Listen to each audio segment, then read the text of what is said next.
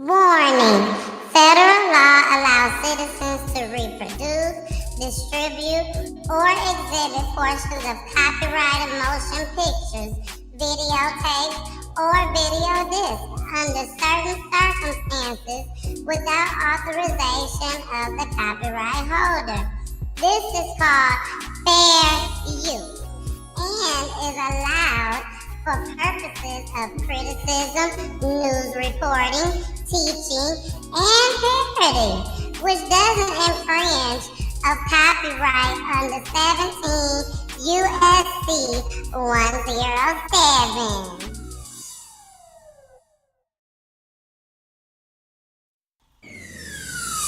Let's talk about real life issues, love and relationships. Let's have a good time with the missus, yeah. Let's talk about celebrities.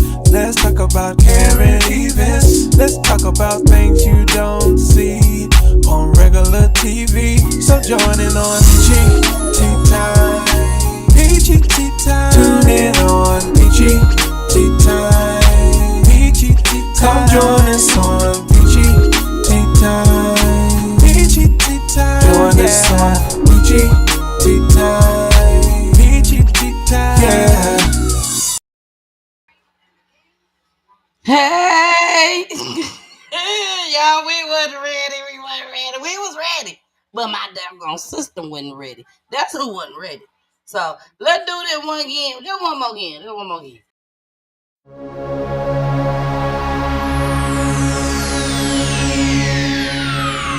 Ladies and gentlemen, may I have your attention, please? The show starts in 10,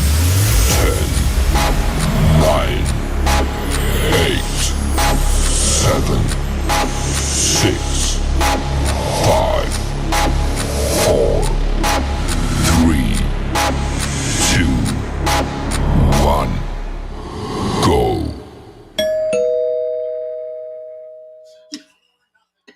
Act like I ain't just did nothing. Like I ain't just come up here say hi to y'all audit. But hey, it's your girl, the missus with the kisses, baby. Mwah. Or you call me Miss Peachy, whichever one y'all want to call me is good with me. It's good with me. I got some stuff to show y'all on Friday. I wanted to have it ready for y'all today, but I wasn't able to because I just been so busy from the time I got off of work. But I'll try my best to have it ready on Friday. I got some videos from the extended stay that I want y'all to see. It was so cute. Oh my gosh, it's so cute. So I gotta make sure that I show y'all on Friday. But what's up? What's up, y'all? What's good in y'all city? Everything good over here on my block. Before I start the show, I'm so happy that I thought about it right now. I have to do this, y'all. I have to do this. Hopefully I can find it. I got so much stuff up on my screen. Yep, here it is right here. So I'm gonna bring Jason up first. Okay, I'm gonna bring Jason up first, and then I'm gonna bring Charlotte up. But I want Jason to be up here with me when I talk about what I have to talk about. So let me bring up Jason. You know we can't do shit without Jason. At least that's what we gotta make him think. Okay. Hey, I didn't even know you was down there. What up? That, not that's what we got to make them think at least. That's crazy. That's wild. You know I ain't shit. Explicit language, and also allegedly. But Jason, even before you say your little spiel, and you know what, gonna say your spiel, cause I'm finna share, Okay. and Okay. when I share, hopefully we can get more people in here for what I have to say. There we go. Okay, All let's right. do it like that. What up, though, y'all? Word up, world. What up, world? Make sure that we are tapping that like button. Make sure we're tapping the thumbs up button. But not only that, share this out to a few friends and family so that way they don't miss what's going on. To all my people that's out there on Instagram and Twitch, YouTube, and Facebook, we want to say, what up, though? But not only that, man, make sure that you're sharing this, hitting the like button, and then also go ahead and download the Roku app. So if you haven't Roku enabled TV and or device, make sure you go ahead and download us over there at Peachy Tea Tyme, and that's time spelled with the Y, TYME. So if you want to go and look at any of the previous shows, you surely can. You'll be able to look through all of the backlog that we have, and you can do that on YouTube as well as the Roku app. More importantly, hitting that follow button, hitting that bell notification, so when we do go live, you don't miss not one notification of any family that we're with, or a dose of peachy, or love and relationship with my brother Pooley and my sister Peachy Tea Tyme. You can get all of those over on the Roku app, but also you can get them on YouTube. We stream every Monday, every Wednesday, every Friday, and then some of those days in between when she feeling, she ain't real spicy or some really, really, really need to know news comes out. So make sure that you guys are following. You on mute? Yeah, you on big mute. Yeah, you still on mute. I was on mute. I'm sorry, Whole y'all. time. I apologize. I know. And what I said was, he right about that. He is definitely right about that. That's what I said. That's what I said. Right. But I gotta show this, Jason. I wanted you to be up here with me when I show this. Sometimes we have guests, y'all, that goes over and beyond when it comes here on Peach Tea Time.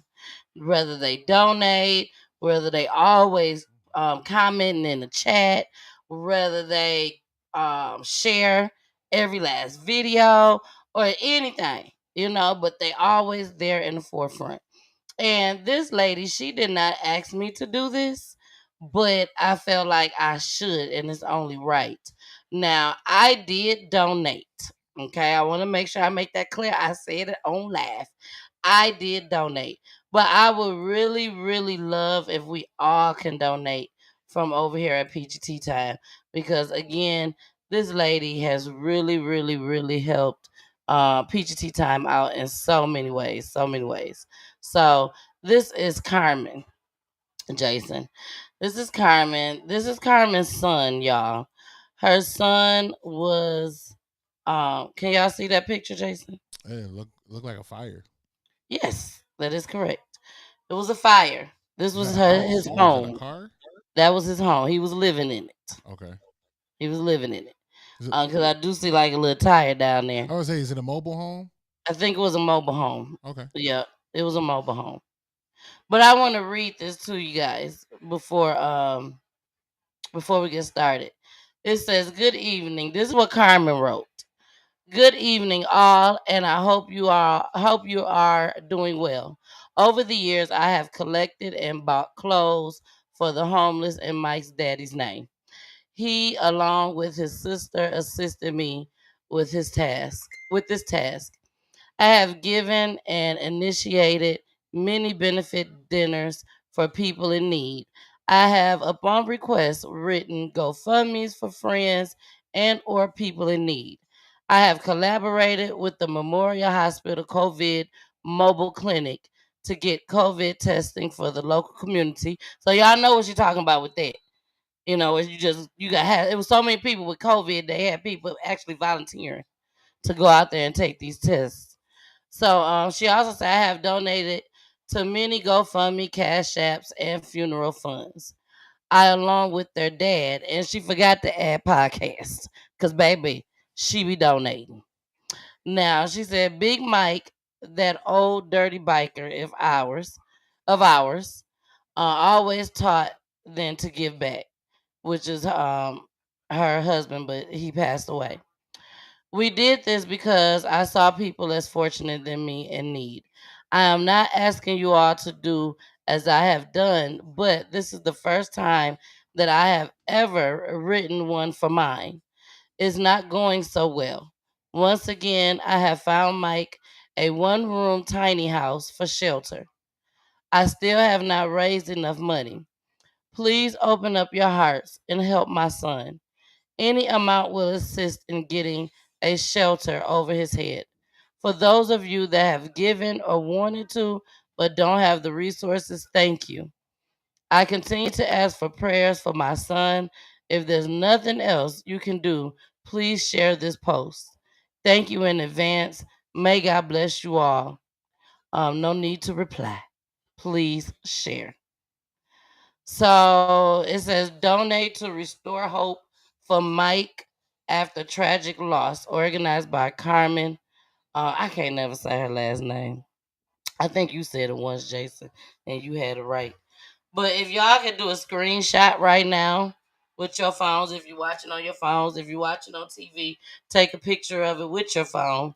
And whenever you have the funds to donate, please donate, y'all. Please, please, please donate whenever you have the opportunity to donate. Because we just never know when we be in need. You know what I'm saying?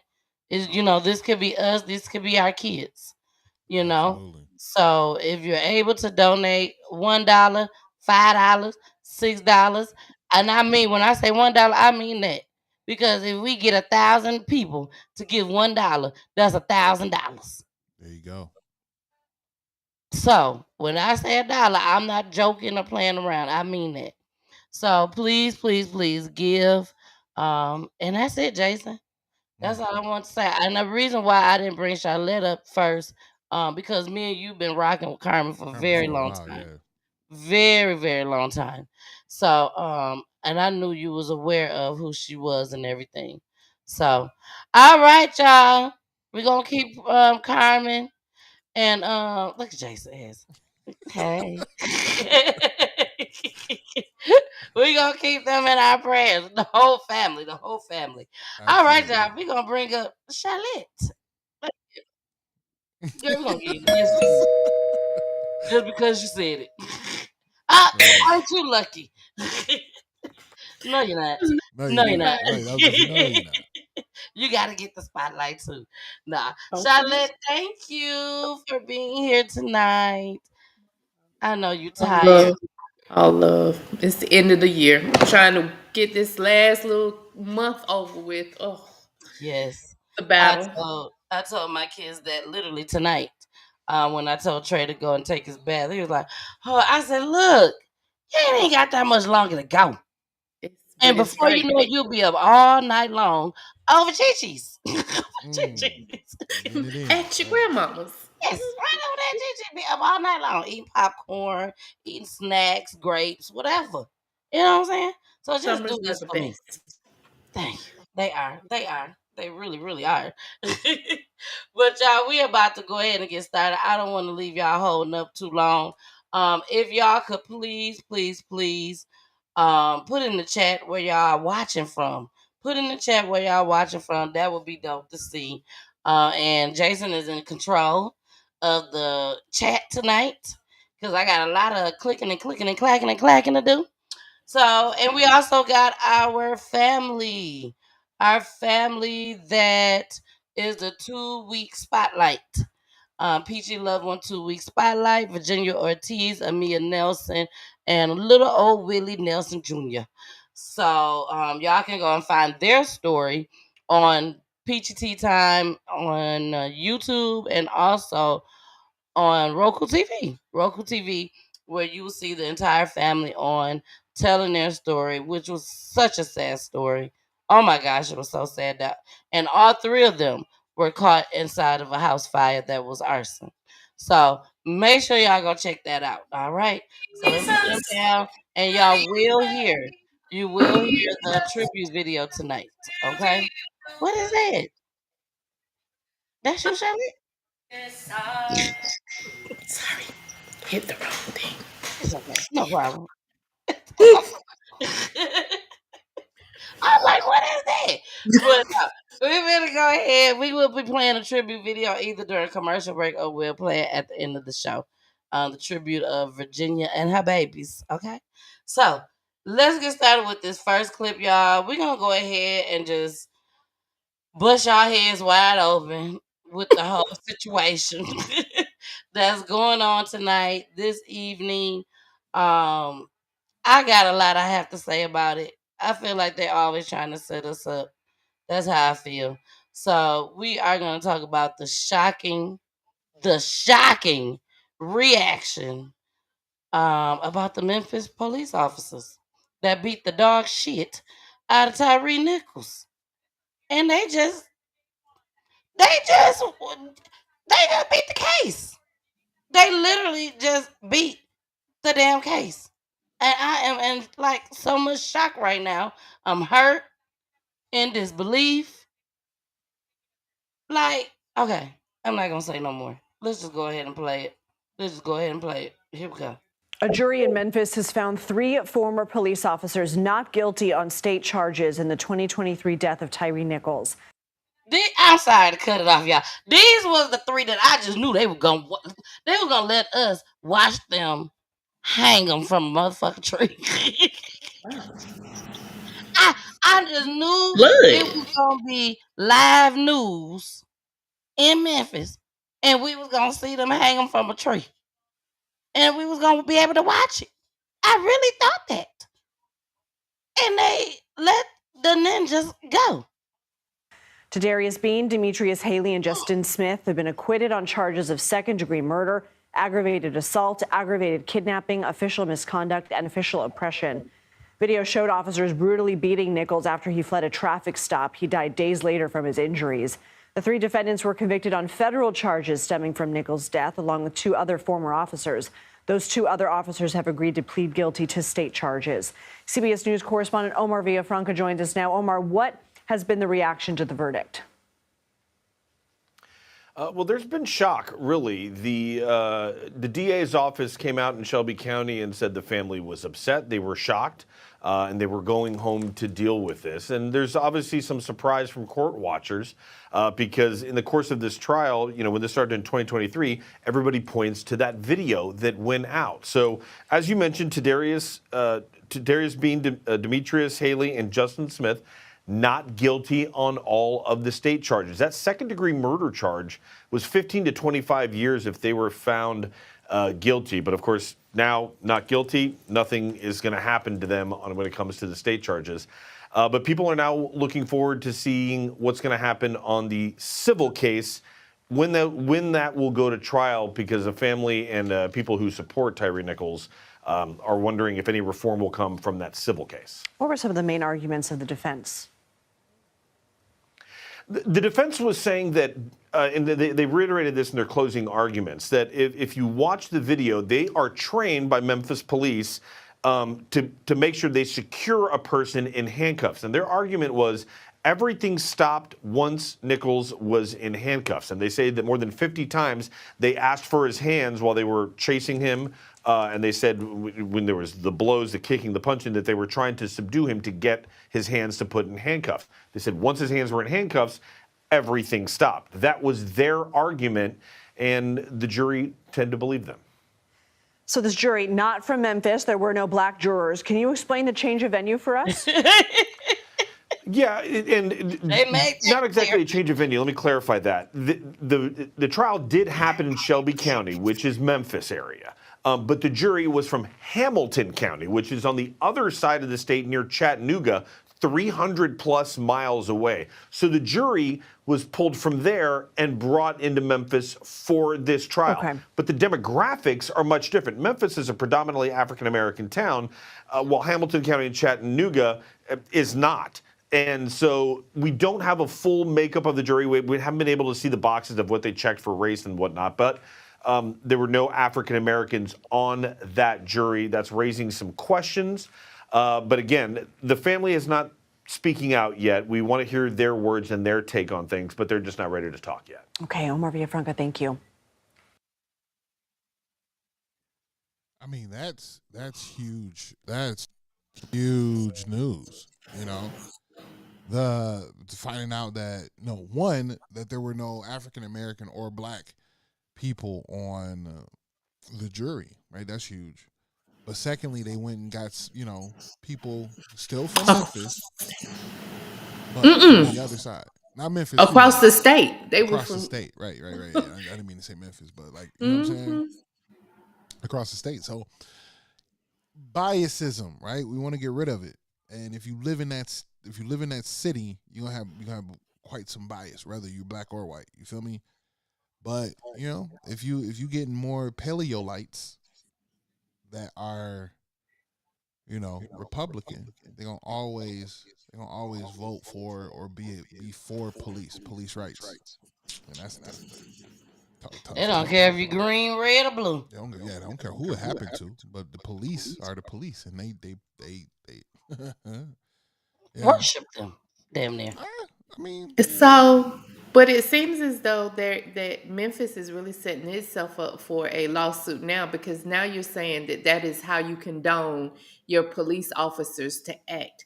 Because if you have released them of the obligation of what mitigated the whole situation, and then how you chased this man down and beat him down, and then got to the point because you got the handcuffs on him, then we just backed off. Well, there's still gray area all the way through that. Like, you're not supposed to, like, you shouldn't have to, and especially when there's no threat to you, there's no, you're not in danger, your life wasn't in danger. And if he was running and you had clubs, like, come on, there was a whole bunch of different stuff. So they really opening themselves up. I agree. To me, y'all know me. I'm always thinking something like total far, far off. But I'm like, if they trying, did they just say feed them back to the black folks? They'll get them. Because they know that it's a lot of black folks that is very upset with these officers. Is they going to allow them to be back but officers? that has nothing to They do No? with, moved already. like, They had to leave. I get what you're saying Oh, too, they did? but if we're in our right mind, that has not, like the police that did this have, like, granted, them doing it was absolutely terrible, and there in itself is an issue, right? But them being released has nothing to do with them being black, or, you know what I'm saying, being part of the police. That's a part of our system. The system was able to prove that there was no police brutality per the heightened space of where we are in this culture nowadays, right? Because, like, say for instance, with George Floyd right around the corner, they're like, all right, the issue was he kept his knee on his neck because he was restrained and blah blah blah, right? Their fight was, and this is why they said it was important, is because once they put the cuffs on him, he's no longer a threat, and that's when they stopped doing whatever they did. But until then, he was a threat, so they had to do what they had to do to I don't know. stop I the threat. covered it. And I could have sworn that I saw him in handcuffs. Could've And been. they were still beating the dog mess out of him. Maybe not. Maybe one person was on him and they didn't subdue him enough. But it's Because already I can been see it proven. again. It's part been of the proven. part of the I can't even think of the word that I'm trying to use, but what they accused them of was false imprisonment, because they did have him handcuffed and they were still beating him. So that was Yes. even part of it. So I don't see how how that even ran its course, if that was the charge that you gave, if you felt as though it stopped afterwards. Like, that didn't make good sense. Well, I Exactly. think that was the prosecution, right? I think that was the people, like, these are all of the things that happened. So we're trying to put everything out there as possible for you to be charged with. And then the attorneys, they came and diffused it all. Refuted that, Right? yeah. They debunked it all, right? But so, and here we are again, because you don't live in the inner city. There's a difference between, if you're from the Bible Belt area, even this way down, Memphis is totally different than Chattanooga. Like, the Yes. lifestyle, the everything. And here we are, because Chattanooga is definitely Bible Belt. You have these people who are under the assumption that because the police are after you, you're automatically wrong. So you should always Exactly. just, stand your Surrender. ground. Yeah. I mean, not stand your ground, but you should, what did they could say? Don't fight, don't run, don't, Yep. and not knowing our culture, let's put it like that, and not understanding the abuse that surrounds policemen through our history, or not caring. Let's put it like that. Not Mhm. caring how it has, manifested itself all the way throughout our history, that, they don't understand. And it's always when it comes to our race that we should have just, done what we were told to do. We should have just, but we've seen it time and time again, even on your show, where even when you do what you're supposed to do, you still get beat down, you still get Yeah. shot, you still, there's just so many. what do you do? Because it's hard even having children. I remember when my child started driving, yes, we have these conversations and you want them to have good sense, but I ain't having a conversation with these thugs that's got uniforms on, because I personally seen some thugs, even black ones, with uniforms on, and so they Mhm. take that badge like it is some kind of fraternity or whatever it is to them, and like they are they are God. And so it is very difficult. That's a very difficult lane. It is, and that's I can say over here at Peachy Tea Time, I'm always telling people to do what the police tell y'all to do. Stop your vehicles, get out. That's something that me and Poolie battle with all the time on Friday nights. If a clip comes up, because Poolie used to get in trouble all the time with the law, not for doing bad stuff like that, but Poolie license was suspended. But Poolie knew he still had to drive places, and every time it was like Poolie was a magnet to the police. Seemed like every time he would get in that car, they would pull him over, and off to jail he go. You know, and I would just sometimes he would get into it with the officer. I'd be like, you know what, just do what them folks tell you to do. So and then watching Peachy Tea Time, watching the clips and stuff. Sometimes I do feel like if you just do what they tell you to do, sometimes you will make it out. But like Charlotte said, sometimes you ain't gonna make it out because that's what they want to do. Just like this man just said, they was trained. If y'all have been watching Peachy Tea Time when this first happened to Tyre, I was covering it like crazy. I showed y'all about the Scorpion unit because that's what they was part of, the Scorpion unit in Memphis. I had never heard of such thing. The Really? police is just the police. And Oh no, we you had the living in? red I was dogs. about to I say don't you know, living in Georgia. You ain't know nothing like Yeah, about the red I ain't know dogs. nothing about that. You them know what I'm dirty saying? red dogs done hit the door. Oh, Like them red dogs was a thing. what? Yeah, no, What? I ain't know nothing about them at all. When I was in Oh, Michigan, they I are. just felt like And everybody was crooked.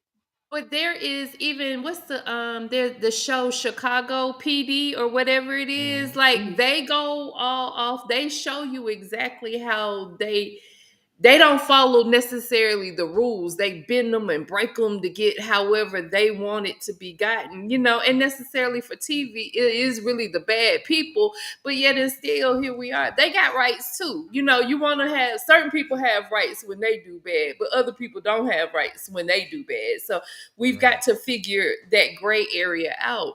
It's like they fund the police with all this money, and then they get these specialized units that have all this power per se to just do whatever.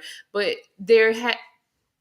it's got to be some reformation. It's got to be at some point in time somebody sits down and says, hey, there's a little bit too much power that we giving folks, and they are that you can't tell your children to call the police, and then they get there and they wind up getting shot. Exactly. Exactly. All right, y'all. We're gonna get into this next clip. We are done with the Tyre Nichols. I don't like to cover it anymore. Because every time I would cover it, even if I would put his name in the title, they started blocking my video when all that stuff was going on. So I don't like to cover it. It pisses me off because there's some things that I cover that they should be blocking, but they don't. But they don't. So let's bring up this one, y'all. I thought this was quite interesting when I read the title. So with that being said, I did not get the chance to watch the video. Hey, them my peoples. There What? you go, peoples. No, not for real. But that's a neighborhood institution in DeKalb County, baby. Let's Yes, go. I contacted them. I have contacted them once in the past. Not because somebody died, but for some other reasons. But I did hear about them that they is very, very well known in the community. So let's see what these bastards done, Charlotte. Okay, now. All right. Oh yes, they made a huge mistake. Here we go. A bizarre mix-up of bodies at a funeral home, and now a DeKalb County family is suing after their loved one wasn't in the casket. Atlanta News First, Yasmina Alston is live at the Donald Trimble Mortuary in Decatur. Yasmina, how did this Ninjas happen? ain't shit.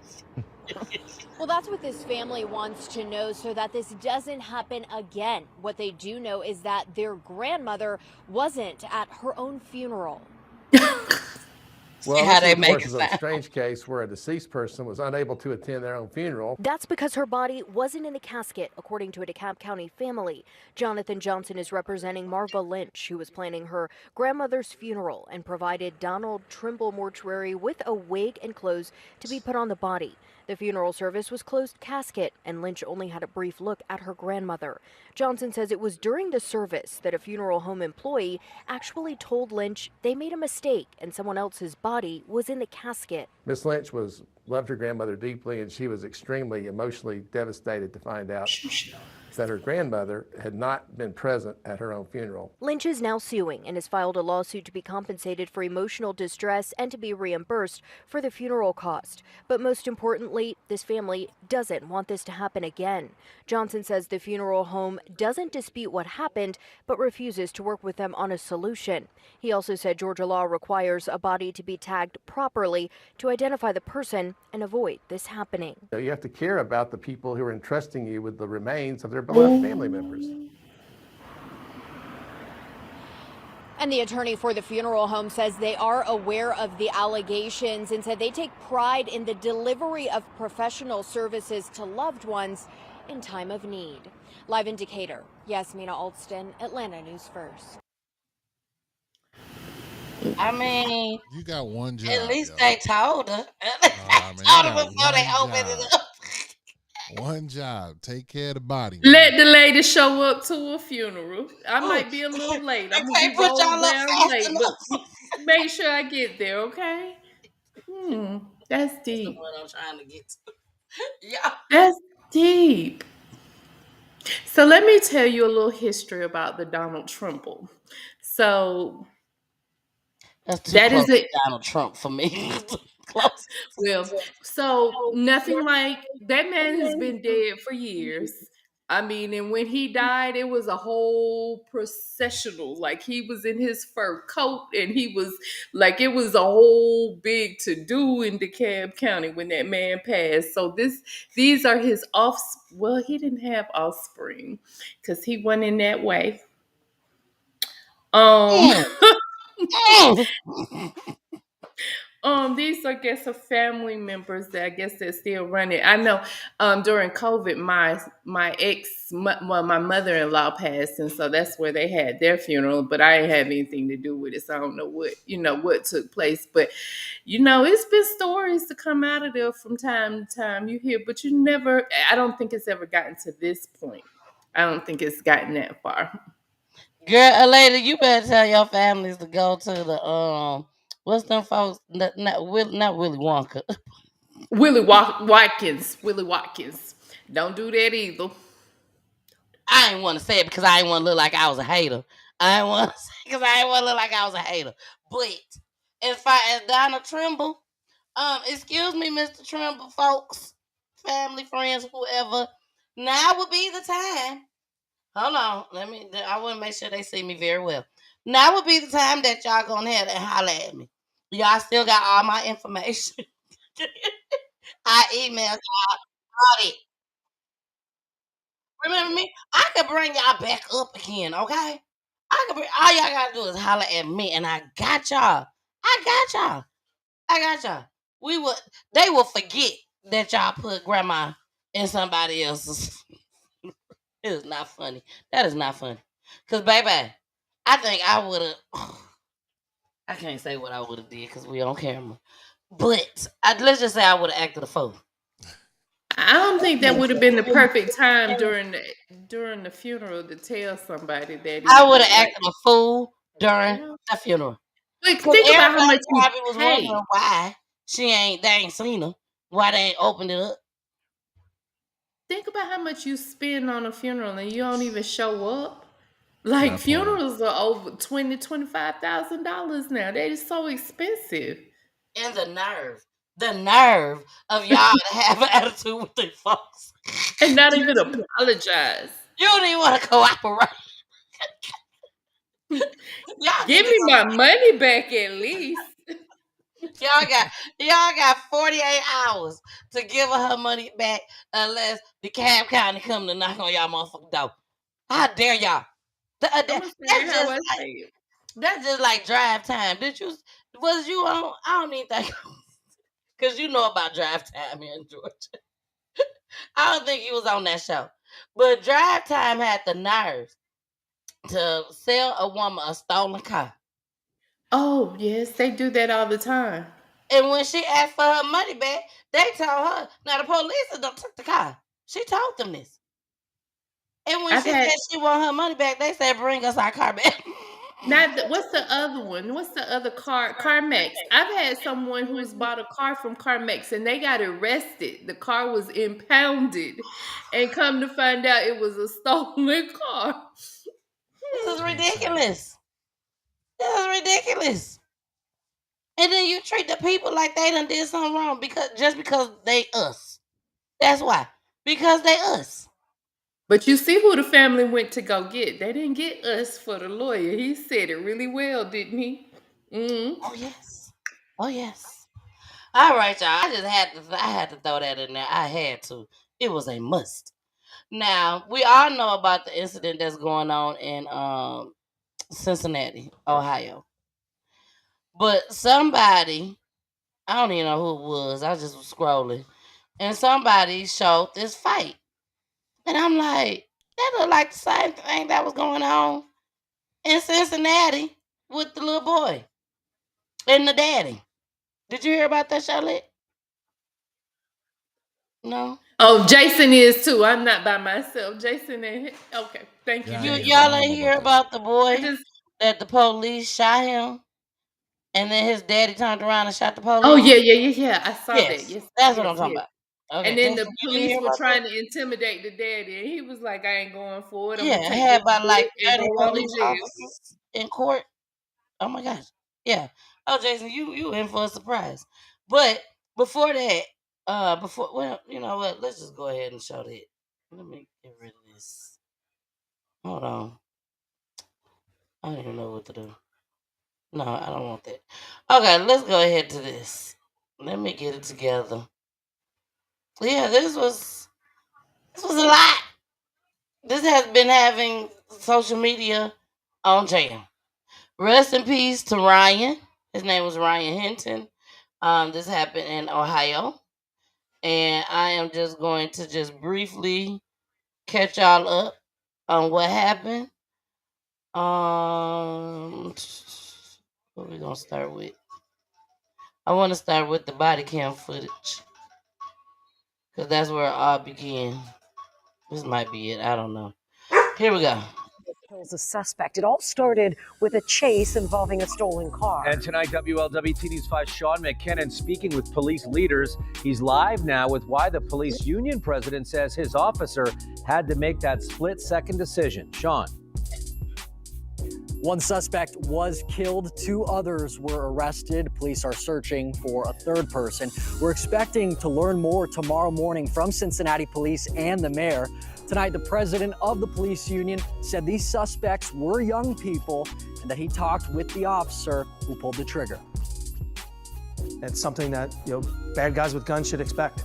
You point a gun at a Cincinnati police officer, they're going to shoot you. And unfortunately, this is the reality. It's tragic that it happened, but you shouldn't be pointing guns at police officers. Around 9:30 Thursday, Ken Kober says as part of an investigation, plainclothes officers used GPS to track a stolen car down to the parking lot of these East Price Hill condos. CPD Chief Tyre Nichols says when uniformed police arrived, 4 people got out of the car and started running. They encountered somebody with a firearm who did not want to comply with the officer's commands to stop. The officers gave them commands to stop doing what they were doing. They continued on. Kober says one suspect aimed his gun at officers. That's when a plainclothes officer shot and killed him.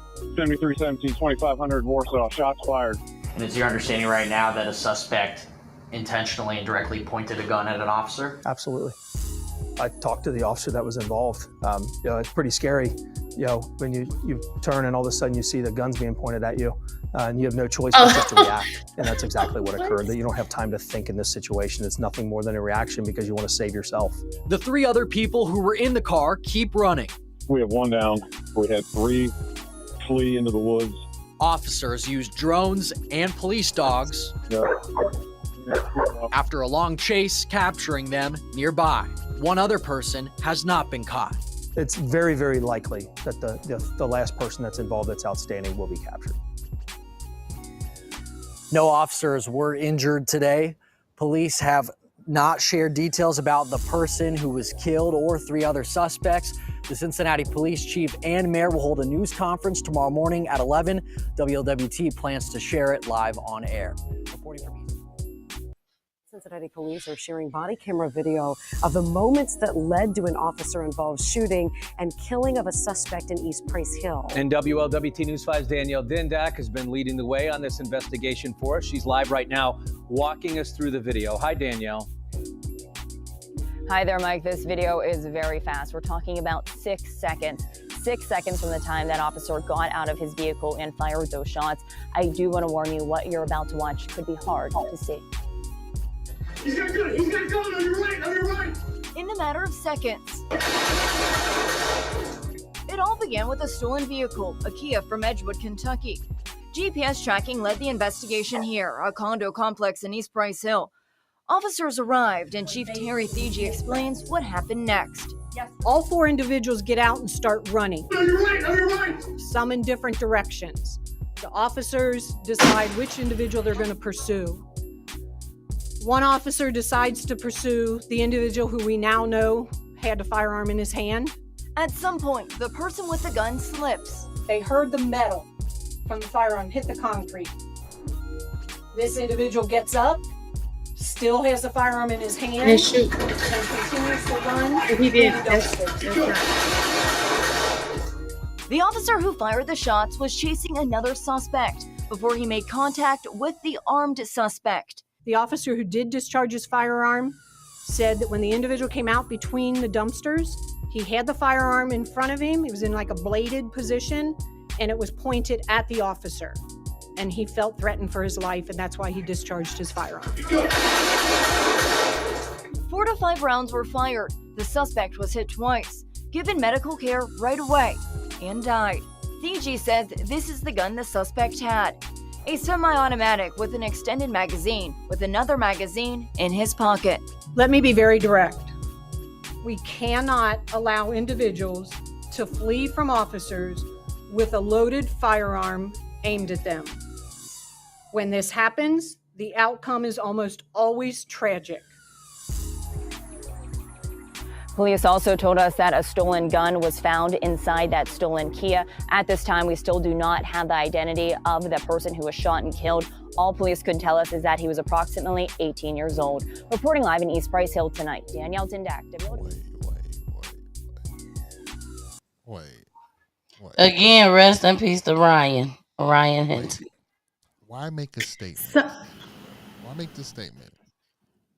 We cannot have someone fleeing with a gun, with a firearm that they pointed at somebody, at their officer. Make it make sense. No, but the other man said also, if you heard him correctly, we don't have time to think. Well, that's what you're trying to do. We don't have time to think. Get another job if you can't. Yeah, like because if he's running, he's fleeing, right? That means he has to run away from said person that's chasing him. Yeah. There's no way that he's like, unless we just running like this and you just, you know what I mean? He was falling. You could literally see him falling, like trying to run away. So how is it that he is, you know what I'm saying? Like there's no aiming at you. There's no threat. There's not a threat. When he failed the first time, because I don't know if y'all heard them say that, he failed. And when he failed, they heard the gun hit the ground. Right. Yeah. It's hard for me to believe that this boy failed. The gun hit the ground, and he still thought, and knowing these police chasing after him, he still got up and thought, "Let me pick up this gun and let me point it at them." Ain't no way. I didn't see a gun nowhere. Ain't no way. I ain't seen Ain't it. no And way. this was in 6 seconds. That From what part. they say, that's all they got is 6 seconds. 6 seconds. And not that you were in the right by any means, but you in a parking lot. It's a carload of folks that's in plain clothes in an undercover car pull up behind you, and in 6 seconds they running towards you. So at what point did you identify yourself as the police? Like in them 6 seconds? There you go. Like Here's the make thing. it make sense. We If it can't. was 6 seconds. Yeah, no, I want to say this to like make sure that I have people understand. Like, I'm not condoning whatever these young men did, like not one bit.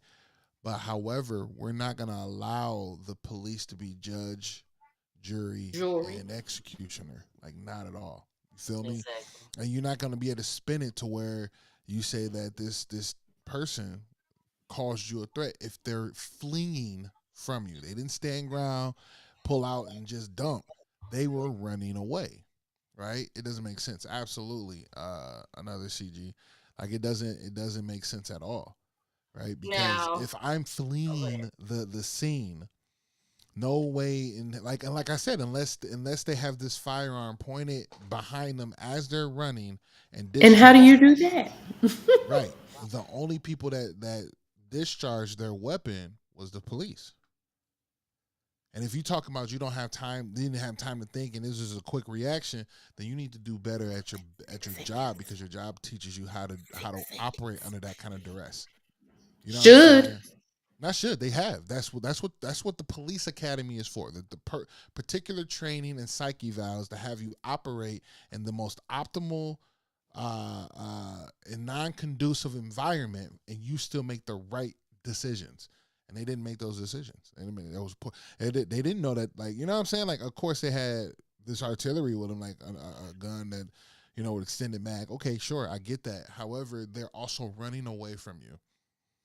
You know what I'm saying? Well, and I try to take. I'm sorry, because even when they teach you, how to fire, like when you go to get your concealed and carry, they teach you that. So you can, like, as a patron, as a person, if I had any kind of situation with that person and they're fleeing like that, like they did, and I were to shoot them, I would still be in trouble, because they're no longer a threat to me once they turn and either walk or run away from me. They're no longer a threat. So I can't. Jason, you ain't lying. No, you ain't lying about that, because when I went and got mine, my tool, they taught, and I ain't take the class. I just went to go purchase it, and they told me. He said, it was an older black man. He said, if somebody come in he said, even if they come in my house and steal my TV, he said, by the time I get this gun out, cock it, do whatever I got to do, if he had it out the door with my TV, can't do that. I still cannot kill him. Because he's not a threat no more. He's not a threat. He definitely said that. So anybody that is being run down by the police should not have the aggressive weapon of choice if they're fleeing from you. So if they're fleeing from you, you have to use the less aggressive approach to detain them, even if you see a weapon.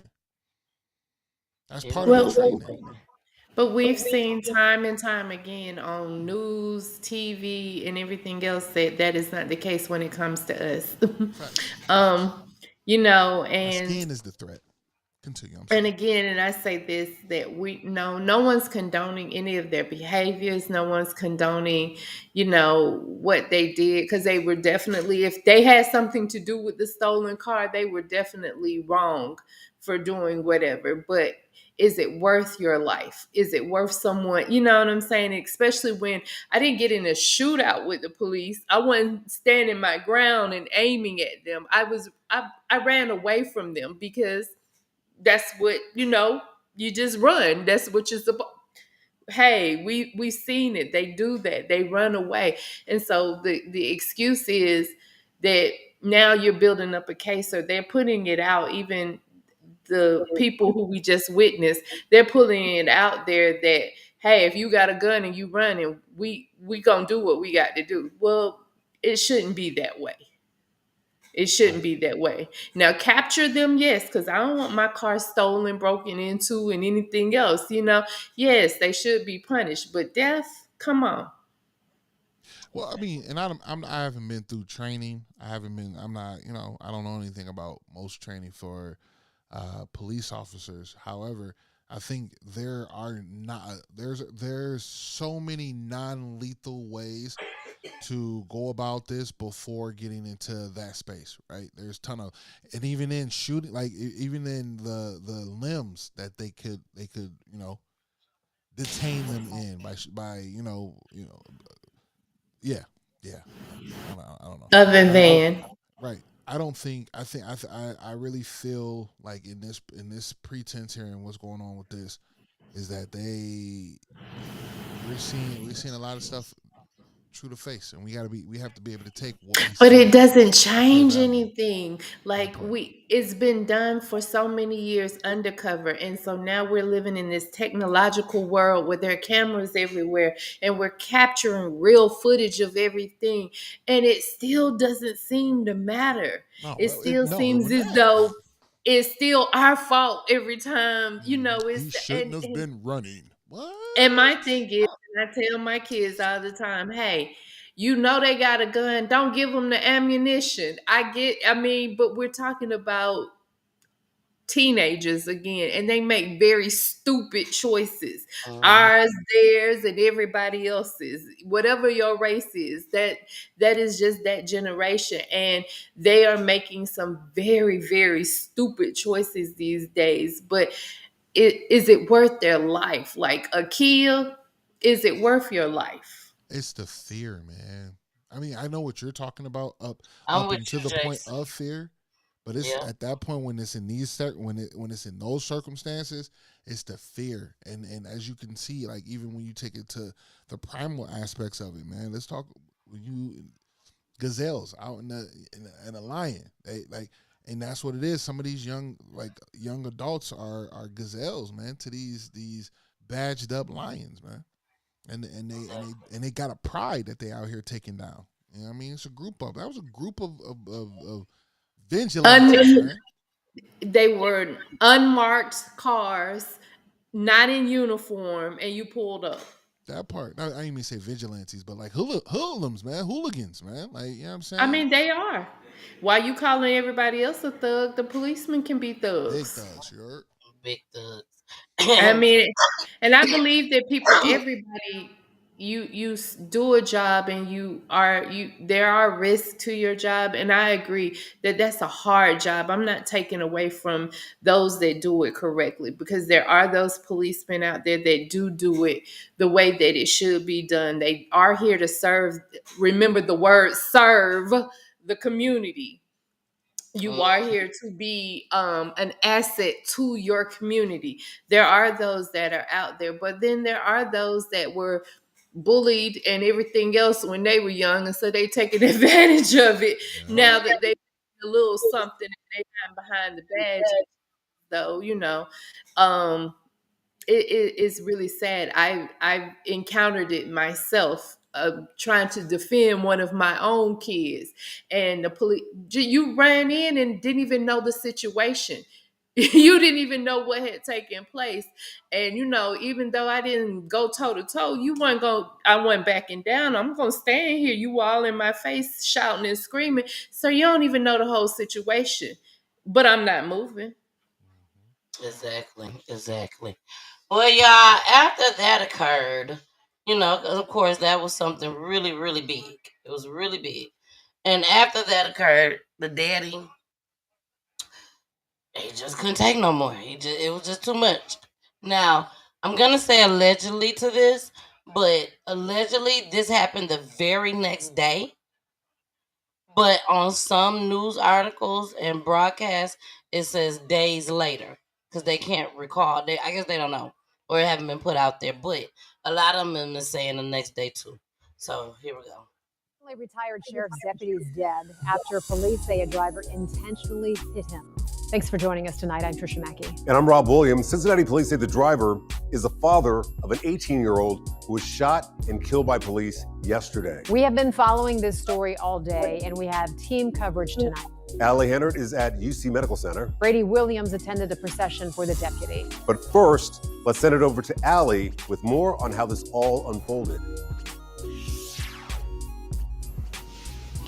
Well, Rob, Tricia, that's right. So the deputy lost his life to those injuries here at UC Medical Center earlier today. Now, we do know, according to Cincinnati Police Chief D3ATH, the driver of the vehicle that hit and killed the deputy was the father of the man killed in an officer-involved shooting yesterday. Now, police say that he's been arrested for aggravated murder. Driver of today's vehicle that struck a deputy has a family relationship with the 18-year-old that we shot yesterday. Cincinnati police say the father of the 18-year-old who was shot and killed by Cincinnati police on Thursday was driving the car that hit and killed a deputy Friday afternoon. Rodney Hinton Jr. is now charged with aggravated murder for the deputy's death. Good medical. Good medical. We need this shut down right now. Officer down, officer down. Cincinnati police say the deputy was directing traffic ahead of UC's graduation ceremony when he was struck by a vehicle entering the intersection.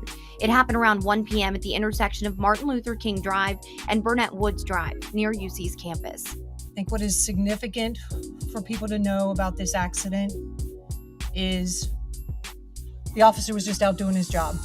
Directing traffic up near the University of Cincinnati for what was supposed to be a glorious day for many. After two critical incidents in 2 days, Chief DG made a plea to the public.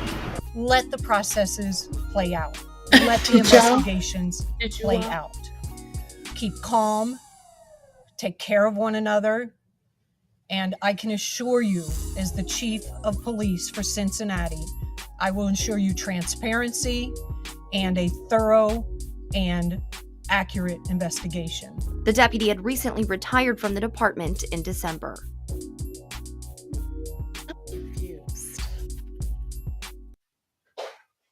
I'm sorry, y'all. Company just came in. That's what I'm Confused. Can nobody see you? What you Okay, good.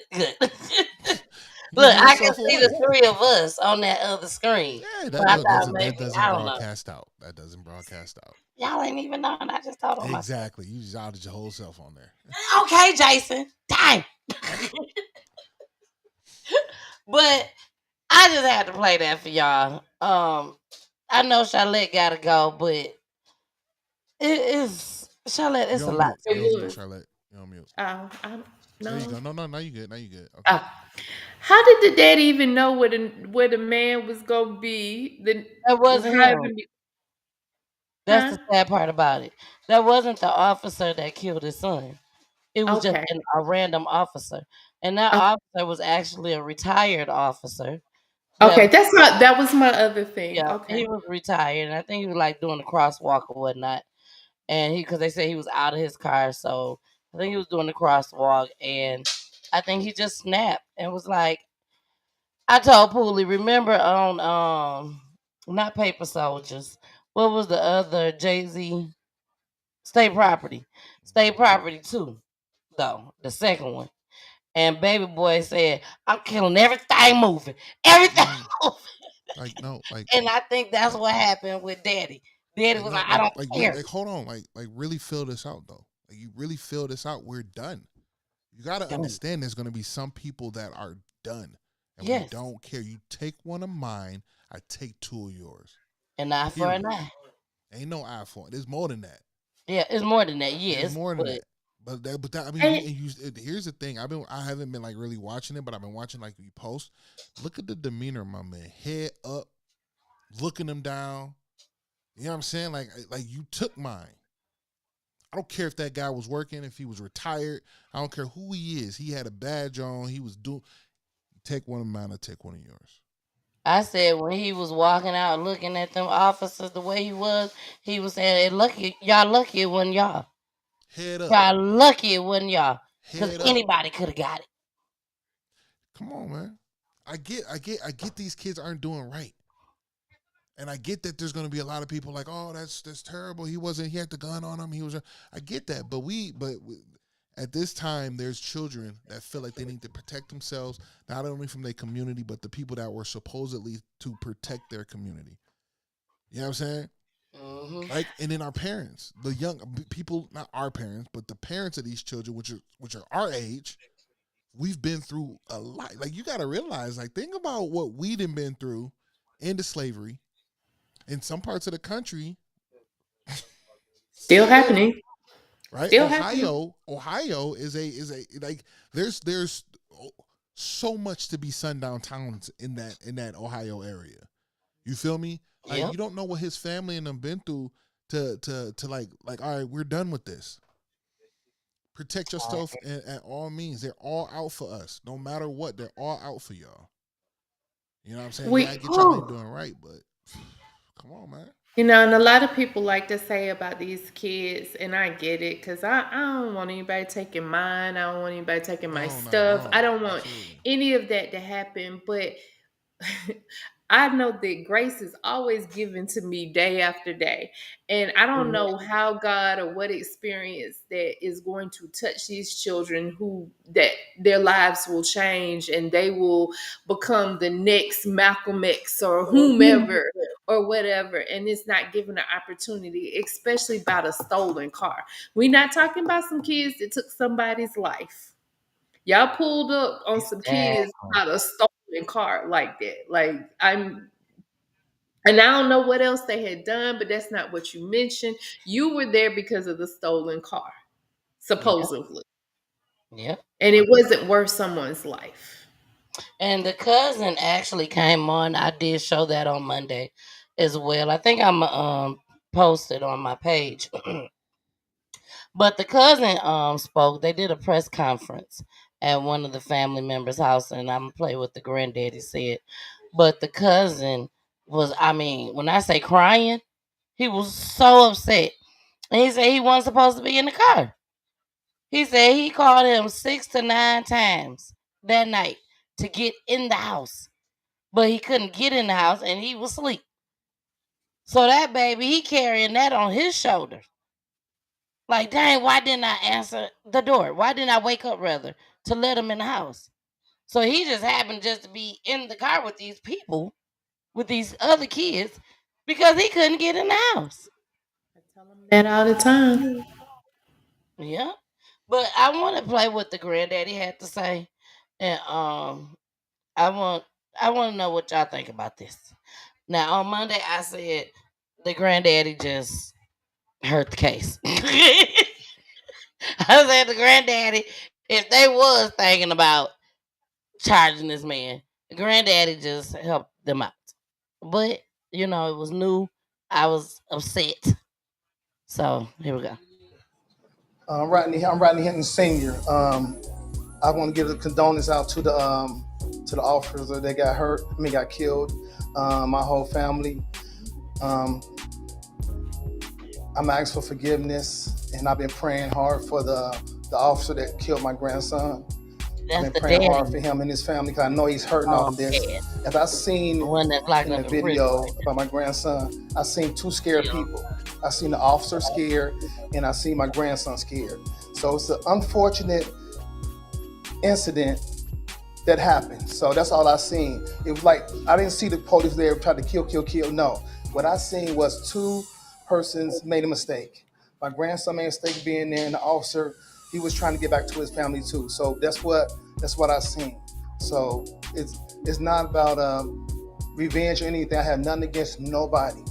You know, my Lord and Savior is Jesus Christ, and I represent Him. So, with that said, please, everybody, just try to forgive everybody who done anything to anybody. Brandon, for you, this is a fact-finding mission more than anything to make sure you understand. Yeah, it's a peace thing for me, for everything, for everybody to heal off this. I want everybody to heal off this. You know, it was just like a mistake. I really feel bad for the officer who was shooting because I can see the scariness in him too. People can't see it because I'm going spiritual with this now. So I was able to see that God had allowed me to see this part of the accident. You know, just like my son made an accident too. So he made an accident. Just, you know what I'm saying, just trying to just move on now. That's all I'm trying to do on and I'm praying for the officer and their family. How hard has it been for your entire family from Thursday into Friday with all of this plan? It's a lot. It's been hard on my side of the family. I know it's been hard on Tori, because me and Tori, me and her is so tight. We usually being born on the same day. So God, it's crucial how me and her have to end up to explain this now. We born on the same day for different years. You know what I'm saying? So all this was building up to this point. But I was trying to I have to bring the peace to this. There, y'all. There's no violence in this, no revenge. She didn't talk. Social media chatter that people in the community might feel a different way. I don't. The lawyer trying to get in. I don't. We haven't been on it at all. I don't be on no social media. I don't do no Facebook. Like, nothing. Man, move. I just rely on the power of God. That's it. Seems like there's some tension though. He just got uninvited from the family reunion. I don't care how you feeling, granddaddy. We'll talk about that in the car. You're not gonna get on TV and say that. Yeah, he said they both were scared. I said, what? Did he really just say the officer was scared? He said, I seen it all in his face. He said it was in the spirit. He felt it in the spirit. Right. Because you can't see the cop's face. You know yeah, he said God revealed it to him in the spirit. But they're not seeing what we see. I think the news is blurring that out like that. They are seeing the real footage. But I don't care what granddaddy say. He shouldn't have said that man was scared. And I don't believe they got more than that. I think the police didn't. The police is not gonna let all that footage go. They're gonna give them what they give them, and that's it. But the footage that they got was not blurred out like we saw. Well, yeah, I mean, you can't. That's what I'm saying. He was able to see what they. But 9 times out of 10, they used the person who shot the child. They used his camera footage to show the family, and you're not gonna be able to see his face because it's on his person. That's what I'm saying. There you go. That's crazy. Yeah, granddaddy would have got cussed out right then and there. I would have flipped the whole thing. I would have moved. I would have pushed him out the way. I wouldn't care if he failed or not. I would have pushed him out the way. We would have got the fight. You saw the lawyer trying to get up in there like, hold up, pimp. I just had to show y'all that. I had to. But this is a new footage, y'all. It came out today. The body cam footage of when the dad was arrested. So I haven't seen this. I'm hoping that I'm hoping that this is the right one because I just happened to see it and that's what it said. So here we go. On that breaking news, new body camera video just obtained by WLWT showing the man accused of intentionally killing a Hamilton County deputy in custody. Rodney Hinton Jr., who is charged with murder, continues to be held in the Claremont County Jail for his safety. WLWT News' Ryan Hamrick is here to walk us through that brand new video we just got, Brian. Yeah, Stephen, well, this is new video just released by Claremont County. It shows body cam of Rodney Hinton Jr. shortly after he's released from the hospital and into Cincinnati police custody. You'll see he's still in the hospital gown as he's cuffed to be transported from Hamilton County to Claremont County. He says very few words as he leaves the room. Ain't that something?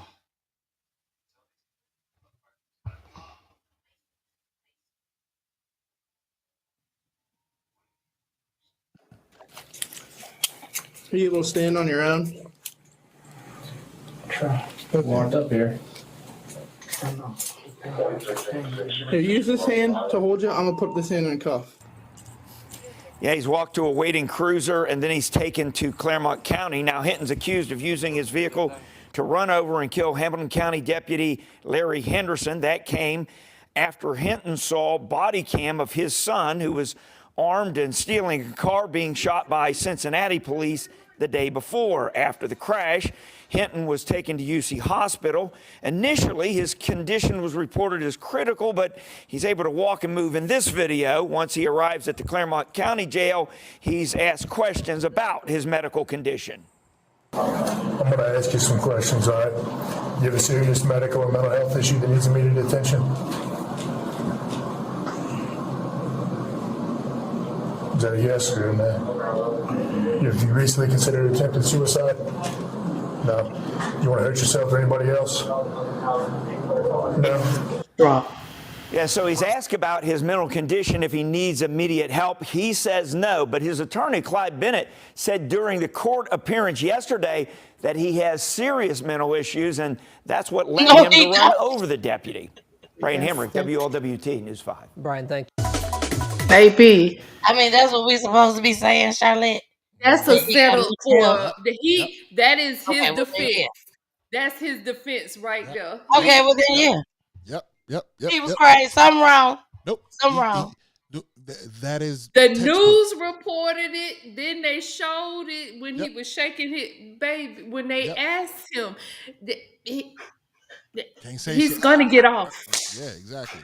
You Right? showed him the incident of his son being shot. Yep. Then he goes out and kills someone. He lost Right it. away. Yep. He lost it. He definitely lost it. Probably if it works out to the way it can or should be, get a few years in the sight. Be home. Be home. Be home in like 5. If they don't, terrorize him in jail, because if he's in critical Because look at him. I saw you post his head up. Look at him in their face, head up. Exactly. All they gotta do is take mental distress. He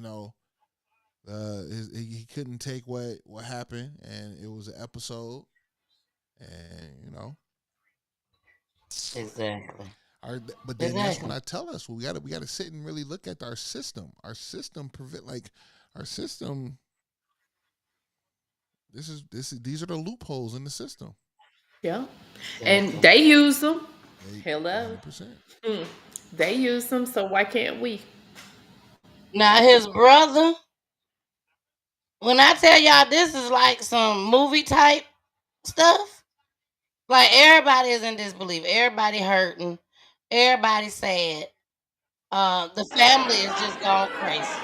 And I don't mean it in that term. I shouldn't say it like that. Absolutely. The family is hurt. There you go. Because they're not going crazy. They hurt. Yes, they're not going crazy. The family is really, really hurting. And there's one guy that said that he's the brother, caused this whole chaos that happened at the courthouse when he came to be arraigned or whatnot. So I want y'all to watch this. This is one angle of it. And then after this, I'm going to show y'all the second angle of it. And that'll be the end of the show tonight. Here we go.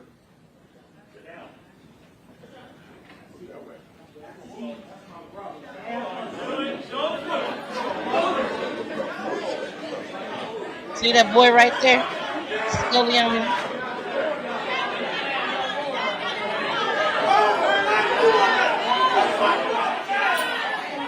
That's outside the window? Yes.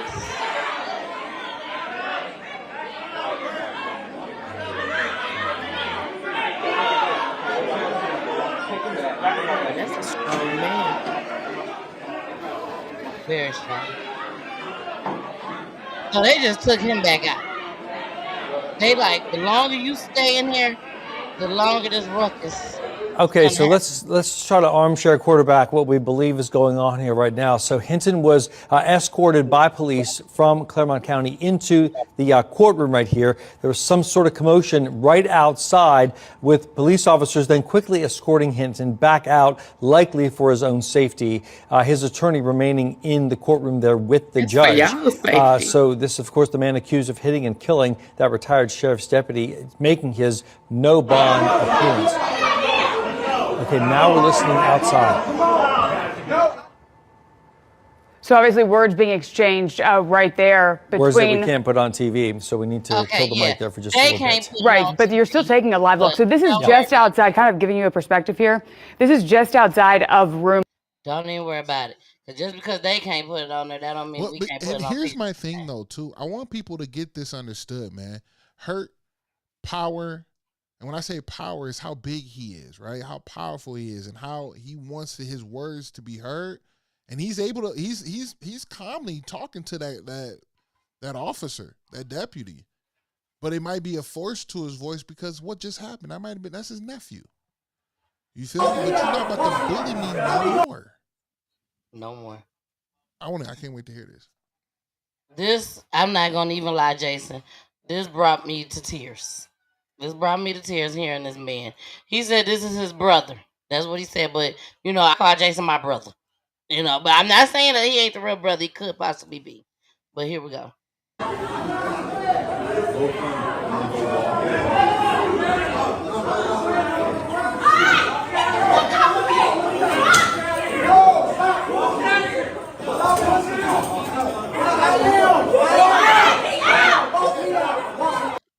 Get out of here.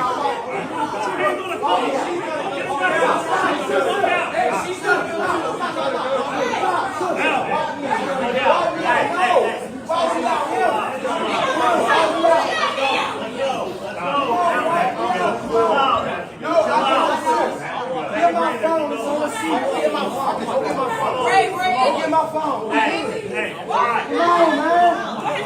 Come on, man. Y'all cool. I just want my brother to see me. Get your hands off I of just me. want my brother to see me. I just want my brother to see me. My brother can't see me. They did this shit before. They did this shit before. They did it before. I got video of them messing with my brother and me before. I ain't do nothing. I just wanted my brother to see me. I just want I ain't do nothing to him. He talking about that's my family. That's my family and that's too. Doing all that. And see me one-on-one, man. And that funny motherfucker there for my brother, man. Talking like y'all hard. Y'all can't do that shit one-on-one. Swear to God, man. I can't even see that little brother. Y'all can't even see me.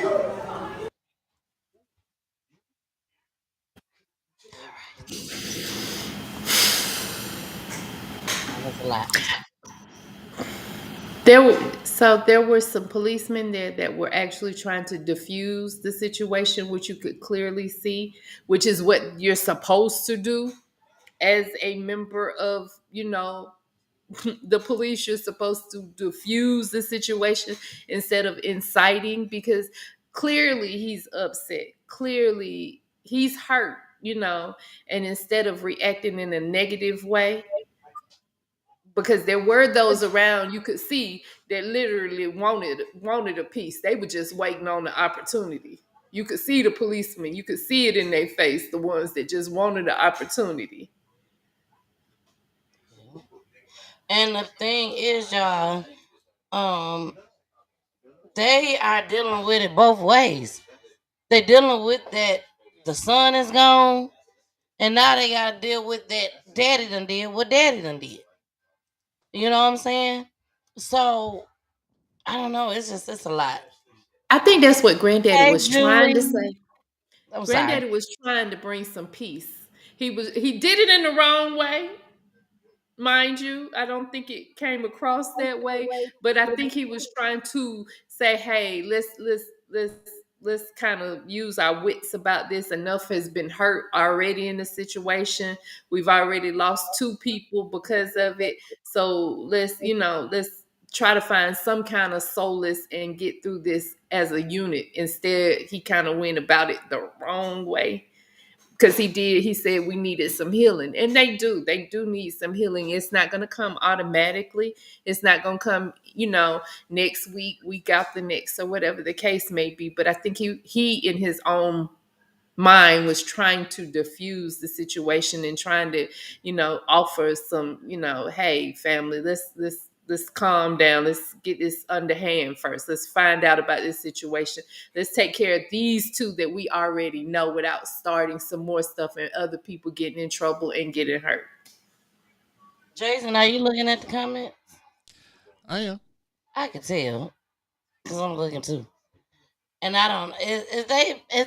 Is he being negative? Nah.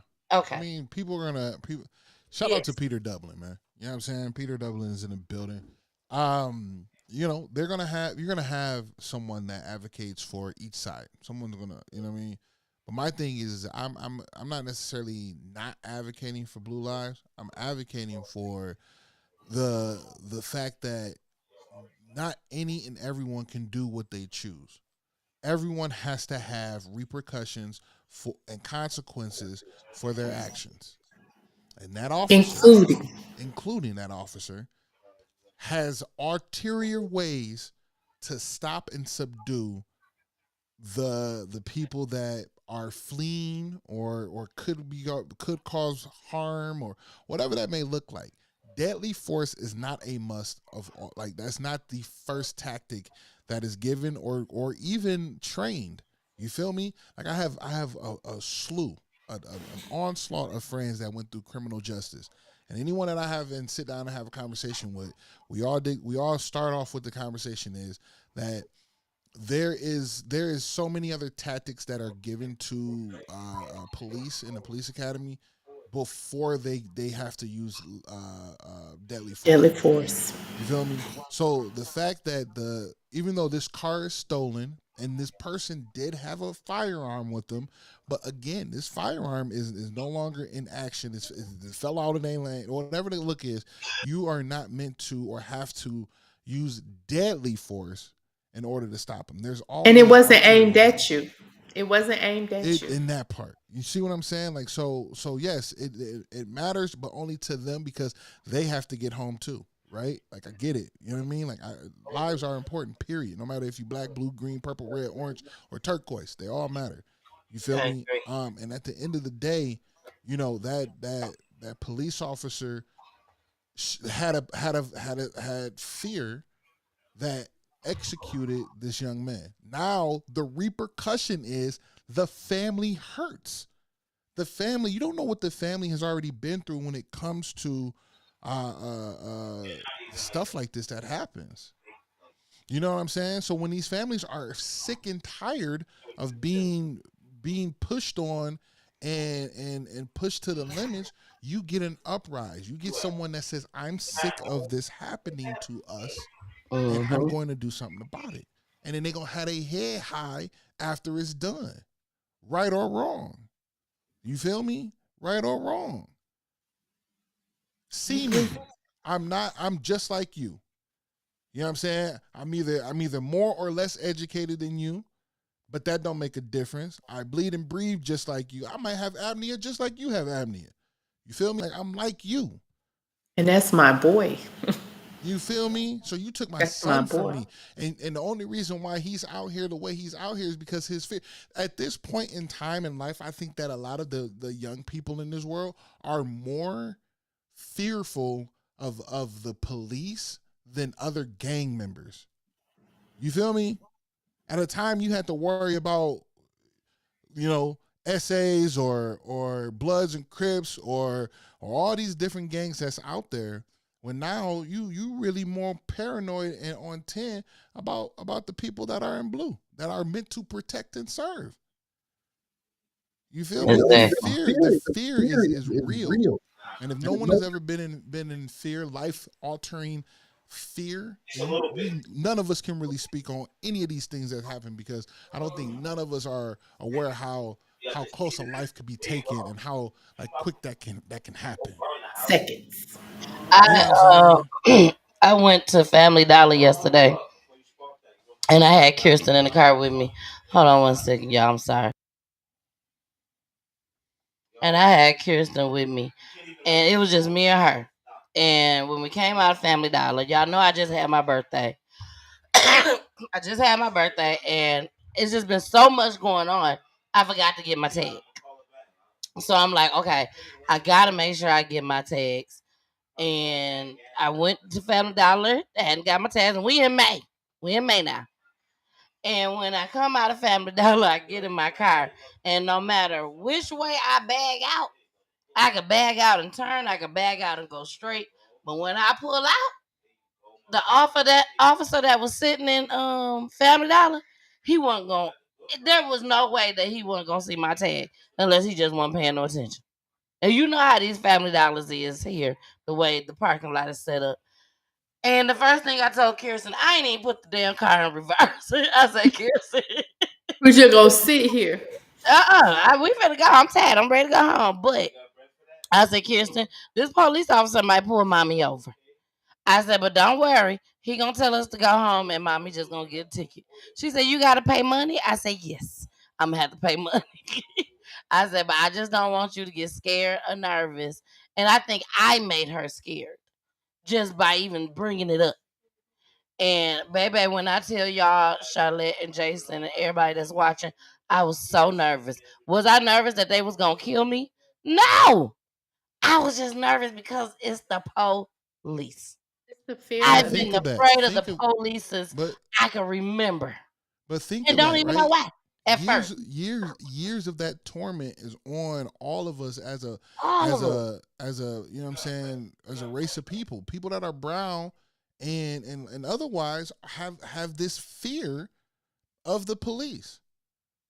You feel me? Like if we sharing story, like not too long ago, probably about 3 months ago, I got pulled over, headlight out. You know what I'm saying? I got that same amount of fear sitting in me, but at the end of the day, I'm too big to be out here doing too much to put them into a space of being fear. Because here's the thing, guess what? Yes. They go through whatever they go through. I try to get out of it. I'm like, yo, you know what I'm saying? This or this, that. And he's like, nah, unfortunately, we can't. You know, I gotta take you in just for the night. Whoop, whoop. I get out the car. Here, you know what they say? Damn, okay, I did not expect you being that big. Or when they're putting on the cuffs on me, they got to use 2 handcuffs, and they chit-chatting back and forth together like, man, this is a big dude. You play football? Yes, do you understand? So at this point, they just human like I am. They know that at some point, if I needed to or wanted to, I can orchestrate my whole movement around here, and they going to have to do what they got to do, right? If this makes sense to anybody. Makes a lot of sense. You feel me? But at the end of the day, I had to operate with, okay, my bad, this, that, and the other. I had to be extremely nice to them. And even that's when they make comments like, man, this is probably the smoothest, thing that I had to do today. While I'm not happy that this is a smooth arrest for you, I'm glad that they also. But I also get to breathe. I get to keep breathing. We both get to. So that shows you how humanistic this shit is that we both get to go, okay, that was good. So while I was doing good on my end, being a good, you know what I'm saying, whatever, he was also like, let's make this shit as fast as possible. It's the weekend. I'm going to make sure you don't get set over for the weekend and you out of here. You feel me? It took a matter of hours instead of me being there the whole weekend. So what am I saying? What I'm saying that is at the end of the day, there's still humanistic value to this. And a lot of these guys that are doing this job are just as scared as others. But what they need to know and what they need to do is to allow that fear to not take a life, right? We can't take the lives of other people because they are just as scared as you are. Yeah. Your instinct isn't to kill someone because you have the right to do it. You shouldn't do that. We all have the moral compass and the moral right to kill someone or do what we have to do, but we don't do it. But the police seem like they have the opportunity and they're going to take it. That's their first one. Well, it's me or them. It's never me or you. Just because you do see a weapon, that doesn't. Do you see if this person is standing 10 looking you down your eye and about to take you down? No, he's running for his dear life. What are we saying? Are you more fearful, Jason, if you carry the tool everywhere you go and you get pulled over? No, or it's the same fear? Not necessarily. But I've been through the ringer enough to know, he human just like I am, but also when they see me, it's a big difference. I understand my stature changes the game a lot. And my skin changes the game a lot. And if they walk up to that car and I'm like, how you doing, sir? Yes, Most sir. definitely. No, sir. And I think that. Go ahead, Charlotte. And our kids don't understand the fear I just tell them all the time, you want to look intimidating, like some of the hairstyles, some of the other stuff, and you have a freedom, and it shouldn't be that it makes me look scared if I'm somewhere and I see you in the dark. You know what I'm saying? So I understand, but you also have to understand that puts you susceptible to being treated a certain way by these people, and unfortunately, it's not right. It's not right for someone just to look at you and how you present yourself and automatically assume who you are. as one of those. And that is what they do. It was in California. Several officers, one high-ranking officer, they were on video. One of the other officers in the office was taping them, like during their, like when they go up, before they go out for their when they're getting their, I guess, their duties or whatever. And the person who was given the roster and who was riding and who was supposed to be whatever, what was going on, the way that they were talking about, and they were Hispanic and Black, were talking about the niggas and the this and the that and who they were going to shoot. And I was like, but this is while you all are amongst yourselves and we trying to find it. It's he ha ha. And somebody said this isn't right and decided to keep videotaping them every time they did it, and then finally sent it in. But it's that stereotype that keeps getting perpetuated over and over and over again. And so they bought into it. And then here we are, necessarily my child has had the afros and had the dreads and had the, but that doesn't make him a bad person just because he has those things. But again, like I tell him, hey, you automatically know they got their eye on you just because of the color of your skin. And then you look typical to them, whatever typical is. And sometimes we are afraid of our own kind too. So we cannot deny that too. If we are somewhere at nighttime, at least all I can do is speak for myself. If I'm out somewhere at nighttime in my car, leaving from my homegirl's house, leaving from a party or whatnot, but it's late, and I see about 4 or 5 young kids with hoodies on and they got their face mask on, yes, I'm gonna be afraid. I might not wait for that light to change. I might go. You know what I'm saying? And if I'm afraid, other people are afraid too. That's all I'm saying. So I hear you. I hear you, and you right. You right. But at some point, and I really do hope very soon we start treating each other like actual fucking people, man. I agree. At the end of the day, man. Well, what happened, I don't condone one bit, but I fully understand. Like, I fully get it. You know what I mean? No, my son wasn't doing right. No, he wasn't with the right group of people. But it was my son. But it was my son, and he was fleeing from you. He didn't look you down and tell you that he was trying to get away. He was trying to protect himself and get away. In the state, and in the state of Ohio, I do think you can carry, whether it was legal or not. You know what I'm saying? Like, and he wasn't a murderer. He was in a stolen car. He was in a stolen car. That's just like Tanisha Chappelle. Everybody want to say, from the time we covered the story, everybody want to say, well, she shouldn't have been stealing. It doesn't matter if she was stealing. She still don't deserve to not be here. And we're going to recover that just as well, Jason. Really, really soon. We're going to cover that and give some updates on that just as well. So, y'all, we finna get out of here. I do have, no, don't hit the piece yet. Don't hit the piece yet. And look at me. It's 45 minutes after I was supposed to be gone. It was.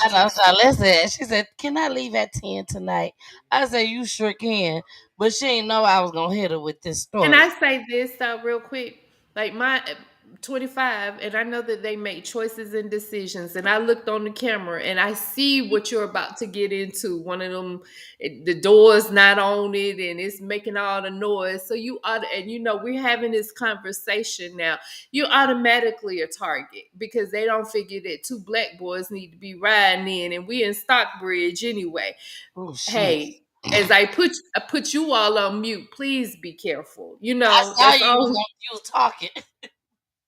Please be careful, because again, it could easily be mine, yours, or anybody else's, and we just have to keep praying over our children. Keep praying over our children, and pray that whoever it is that they do come in contact with, that we got to pray for them too as well. Charlotte, you are so right. You are so right. Charlotte, we love you so much over here at Peachy Tea Tyme. We really, really do. You definitely come with what we need. You know what I'm saying? I'm for real. You come with what we need to hear. So I definitely appreciate that. Now, y'all, Charlotte gotta go. But Y'all already know. I do have one last clip that I'm gonna play. That is the cousin that explained what happened and why he ain't let him in the house. But I just want y'all to feel his pain and see his pain. Okay? So y'all, we about to get out of here. But we're finna get into this quick commercial break. And we're gonna do our tribute video just as well. This is for Virginia. Yes. Had to make sure, Jason. I don't know what it is, but that baby with the Barbie. Yeah. That we just did last week. Oh my gosh. I just been seeing that video because I posted it on my page. So, all right, y'all. This is Virginia Ortiz, Amia Nelson, and Willie Nelson Jr. Our 2-week spotlight. Here we go.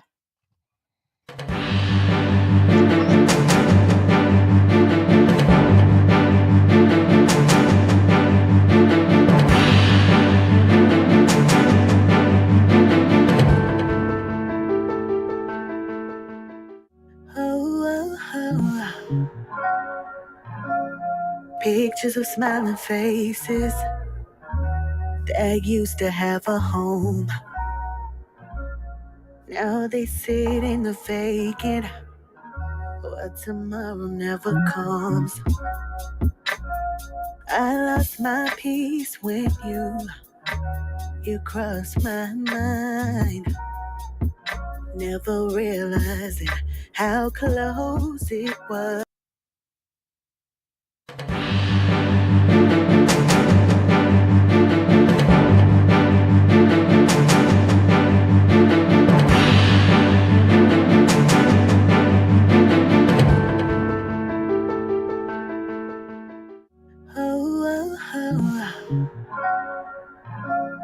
Pictures of smiling faces that used to have a home.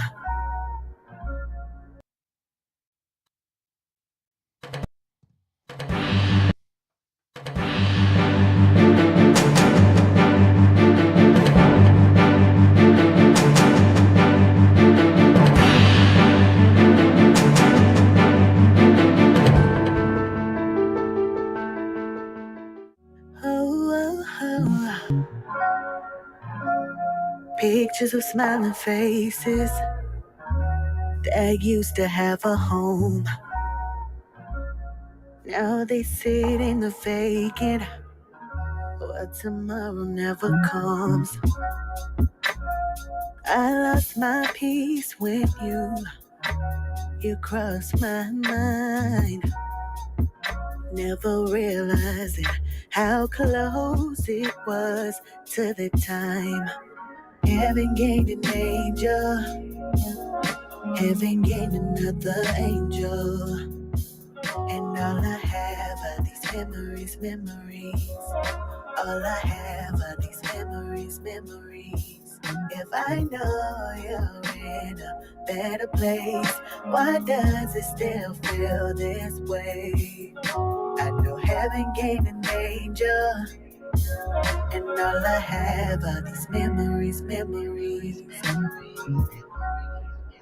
If I had one wish, I'd use it just to see you again, just to spend one more day with you. I'd give you every second, sitting on the porch just to hear your voice, watching the sunset, hoping when I get to heaven you'd remember just like it was yesterday. But the truth is right now we parted ways. Rest in peace to Virginia Ortiz, Amia Nelson, and Willie Nelson Jr. Our 2-week spotlight, baby. Our 2-week spotlight. And also, before we go, we gonna end it on this baby, on this the cousin, baby. We gonna end it on him. So before we go, I gotta show y'all our next Wednesday. Jason, what a coincidence. Next Wednesday, Memphis police officer killed Jalen Mackenzie Smith. Mama here, Ashley Mackenzie Smith. She was honored along with myself by Black Lives Matter grassroots ATL organization. That's how I met her. And she will be on here on next Wednesday. Next Wednesday. So make sure y'all tune in next Wednesday where we will have a new tribute video, new tribute song, all of it. And then on Monday, some of y'all been waiting, baby. Some of y'all been waiting. We got a special guest, attorney Charles Ford, the author of Living Beyond My Dreams, the attorney Charles Ford story. He is actually from Lansing, Michigan, and he now resides here in Georgia. We are going to do we just confirmed it today, we will be doing a 20-minute, I hope y'all listening, a 20-minute segment of Q&As, baby. Of Q&As. You guys, everybody that's watching, will be able to call in. You will be able to call in and you'll be able to ask this man any type of criminal questions or probate questions. So, shout out to him. I think Mr. Charles Ford is going to be one of our biggest friends over here at Peachy Tea Tyme. We got some things that we working on. Jason, I can't wait to tell you just as well. But like I said, y'all, we're gonna end the show with our last clip for the night, which is still dealing with the Ryan Hinton story and Rodney Hinton. And rest in peace to the officer. That it wasn't even meant for him. You know, it was not meant for him.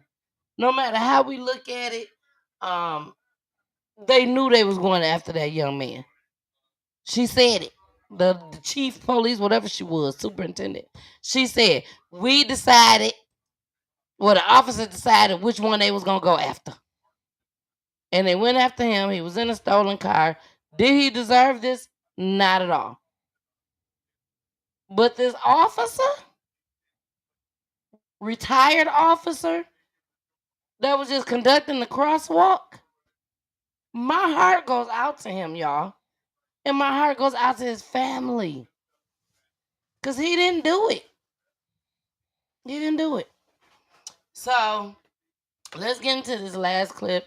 I love you guys. Don't forget, you gotta listen to my babies. You got to. Jason, I love you. Bye. I'm angry because it shouldn't have never happened. I want to find out exactly what steps was taken in the protocol. And if everything comes out that it's not what it should have been, we need to do something about change and training and diversity and understanding us as a Black culture.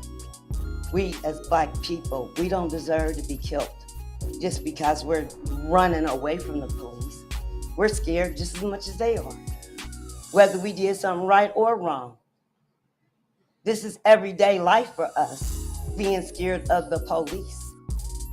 Take that in consideration while everybody is making comments on the parent should have did this and the parent should have did that. Okay, come on. Because I ain't worried about it. I got to say, what's your name? My name is Marlon. I'm Ryan's cousin. My condolences to everybody involved in this. I just want to say, Ryan, I'm so sorry. God, please watch over the rest of my family. I want to address all the negativity and saying he was being a stolen car, this and that. Listen,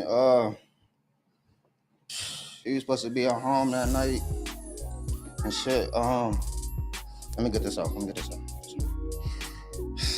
He had no business being in a stolen car, man. He had a bed to come home to. He slept in a car. He couldn't get in the house. All right. He called me like 6-9 times, like 2012 and one. Called me trying to get in. Text me. And I was asleep. Ryan, I'm so sorry. This was never supposed to happen to you. Ever. I'm so sorry, Ryan.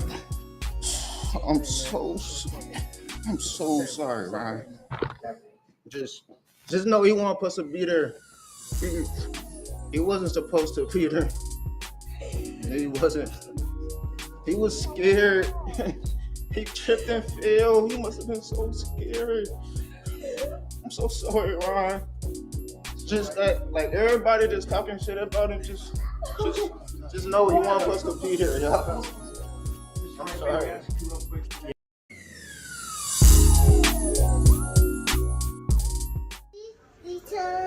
Peachy Tea Tyme. Peachy Tea Tyme. Peachy Tea Tyme. Peachy Tea Tyme.